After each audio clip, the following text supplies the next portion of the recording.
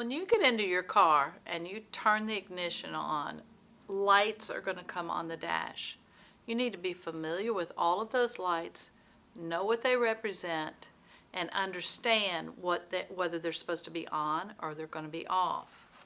One of the lights that is going to be on your dash is going to be your ABS brake light. Now, if your car is equipped with ABS brakes, this is how you'll know. When you turn your ignition on, the ABS light will come up. It should go off. If your ABS light lights up and stays on, you have something wrong with your ABS brakes and you need to have it checked out.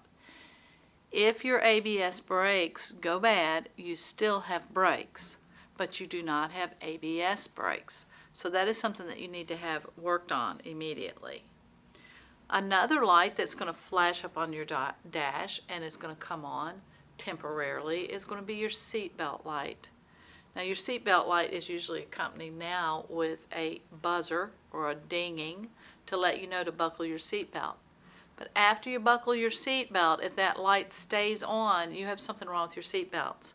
Seatbelts can be adjusted and they can go bad in the connector.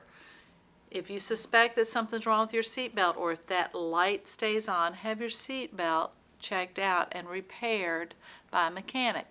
It is your most important safety feature. It's called an active restraint device because you must actively put it on. If that light stays on, have it checked out. Another light that is going to come on and go back off is your airbag light. Your airbag light will flash on when you turn the key on, but it will go off. If your airbag light stays on, there's something wrong with your airbag. The spring could be broken inside, or perhaps it is not going to deploy properly. You want to have that checked out. Remember, airbags deploy in 1/25 of a second at 200 miles an hour. You can be injured by an airbag that deploys unexpectedly. Now, an airbag will only deploy, and it's called a passive restraint device, meant to be used in conjunction with your seatbelt. It will only deploy at 35 miles an hour or higher in a frontal or near frontal collision. You want your airbag to be functioning properly. Have it repaired if that light stays on. Another light that you might see is your brake light, your emergency brake light. That is an exclamation point. That light should not be on. If that light comes on, you are either driving with your emergency brake on, or there's something faulty in your brakes. Now, those are your emergency brakes. They're not your regular brakes, or what you call your service brakes. Your emergency brake is just that. If your brakes were to fail, you're driving down the road and you hit the brake and it goes halfway down, the first thing you want to do is pump that brake because you could have air in the brake line. If that does not cause your brake to function where you can get over and stop, you may have to stop with the emergency brake. Do not jerk the emergency brake on or slam your foot down on the emergency brake. The emergency brake is a manual brake that only stops your back wheels. So if you jerk that emergency brake on, you're going to do a 180 and be heading the other direction. What you have to do in the case of a brake failure is drift to a stop as much as possible, get on the shoulder, or if you can turn on a road perhaps where it is an incline, come as much to a stop as you can. If you have to go on the shoulder in order to drift to a stop, that's what you need to do. When you have gotten almost to the point where you're completely stopped, then use your emergency brake. To use your emergency brake for a stop, you need to do short little stops by putting your finger on that button on the top of the emergency brake and doing slight pulls on it in order to stop gradually, or using the release on a foot brake and using small pumps to stop it. Do not just jerk it on. It's too violent of a stop. Another light that is going to come up that you should recognize is your gas tank light. Now, that light will come on a lot of times when your gas is empty, but you will also have one on there on your gas gauge. Your gas gauge is going to tell you obviously how much gasoline you have in your car. try to keep your gas above a quarter tank at least. There's a lot of gunk and stuff that is in gasoline. Gasoline can have a lot of impurities in it that you do not want to cycle through your car. If you pull up to a gas station and they are filling those tanks, don't get gas at that moment because they're stirring up all that stuff, that gunk in your car. So you want to keep your gas tank a quarter full or more so that you're not dredging the stuff that's in your gas tank into your engine. Now you do have 2 filters in your gas tank that will filter that stuff out, but try to keep it as pure as you can. Do not overfill your gas tank.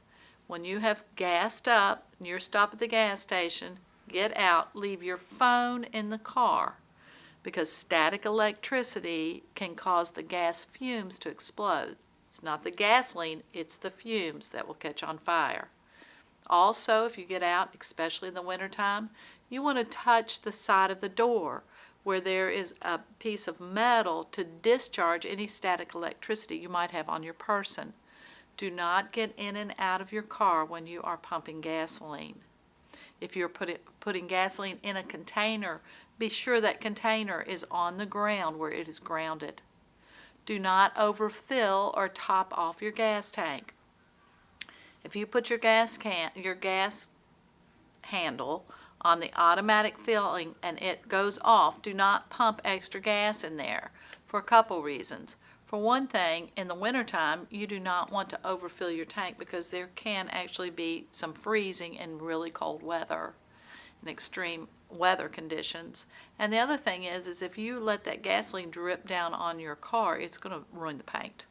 So do not overfill your gas tank. There's no reason for it. Your gas tank emblem will have an arrow showing you what side of the car your gas tank is, so you'll know which side to pull up at the gas station. Another symbol that's going to come up on your dashboard is the triangle. That is your emergency flashers. Know where they are. When you're in a state of emergency, when you have a mechanical failure, when you're traveling in fog, if there is a reason you cannot travel in the flow of regular traffic, turn that emergency flasher on so people will know to watch out for you. You need to know where that is. The next one is your front defroster. You will have your rear defroster, windshield wiper cleaner. You have your fan emblem.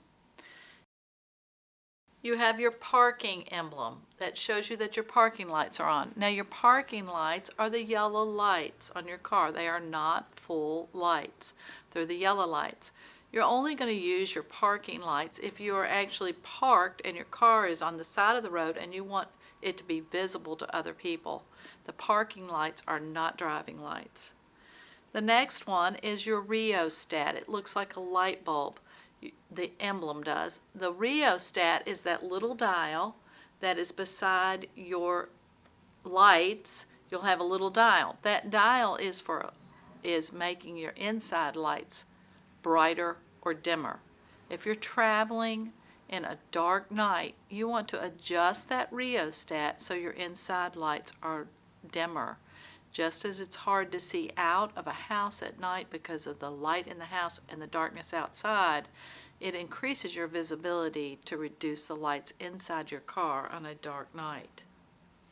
Recognize and know where your up and down for your windows is before you start driving. Know where your locks are. Of course, the 2 arrows on both sides, those are your blinkers to the right and to the left. You will have a light that will come on that shows you that your brights are on. Now you're not going to have your brights on 100 feet be coming up behind a person, dim your brights. 500 feet oncoming. Now in older models of cars, if you can hit a bump or cause your lights to be maladjusted. If your light is shining into the trees, you need to have them adjusted. The newer cars are not adjustable, but some of the older cars, you can knock your headlight out of line. Be sure that it is working properly. And clean your headlights. Keep them clean. At night, it makes a big difference for you.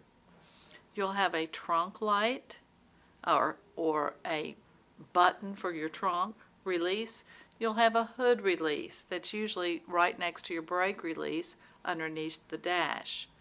And then you will have a little squiggly thing that is for your fuses. Now you should carry extra fuses. If all your lights were to go out, you have blown a fuse. Sometimes they're located underneath the accelerator of the driver's side of the car on the floorboard. But now most of them are actually under the hood where the engine is. That's where your fuse box is. And then you have emblems that under the hood that will warn you of battery acid or the danger of battery explosion or the danger of fire. When you are charging a battery that is dead and you are giving someone a jump, don't lean over that battery. It can explode and it's full of battery acid. If you have to touch the post on a battery, be sure that you wash your hands before you touch your person because you can get battery acid. That battery should be clean, and we'll talk about that when we talk about maintenance. If you see a battery light come on in your car, that can mean that your battery is low, or it can also be your alternator. That symbol is used interchangeably. Your alternator charges your battery as your car is running. If the alternator is bad, that emblem will also show up. There's also a symbol that looks like a pig's tail. It's a squiggly thing. That emblem's going to come up when you start a car that has diesel fuel in it. Diesel fuel is ignited by heat, not by spark. So there's a starter heater in there that light's going to come on until that light goes off. You're not going to be able to start the car. You're also going to have gauges on your car to let you know what's going on. You've got your tachometer that's going to tell you how many revolutions per minute your transmission is turning, your differential is turning. You're going to use that if you're driving with the shift to tell when to shift. You're going to have your speedometer that's going to tell you miles per hour. You're going to have your mileage and your trip mileage that will turn over on a regular basis and show you how far you've gone. You're going to have your oil pressure gauge. Now your oil pressure gauge does not tell you how much oil is in your car. It tells you how much oil pressure is in your car. If your oil pressure gauge begins to go lower, it could mean that your oil is low. But it could mean that your oil pump is not functioning properly and your oil pressure is low. You need to have that checked out. Your oil is the lifeblood of your car. It must be clean and full. You're also going to have your temperature gauge. Your temperature gauge is measuring the temperature of your antifreeze in your car. If you have orange antifreeze, by the way, you put in orange antifreeze. If you have green antifreeze, you have to use green antifreeze. There are products that go both ways. They can put it in orange or green, but it's clearly marked on the bottle. Do not mix those up. You can damage your engine. This temperature gauge is measuring the temperature of the antifreeze in your engine.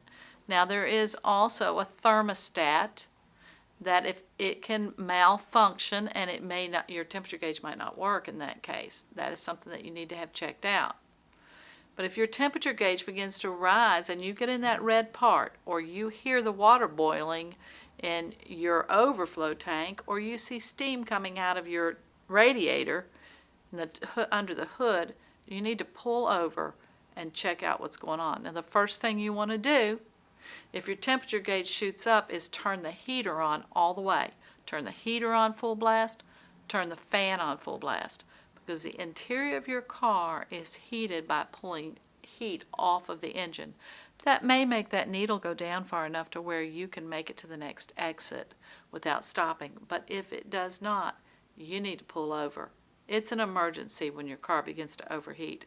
If you drive your car with an overheated engine, you can blow your engine out. Don't do it.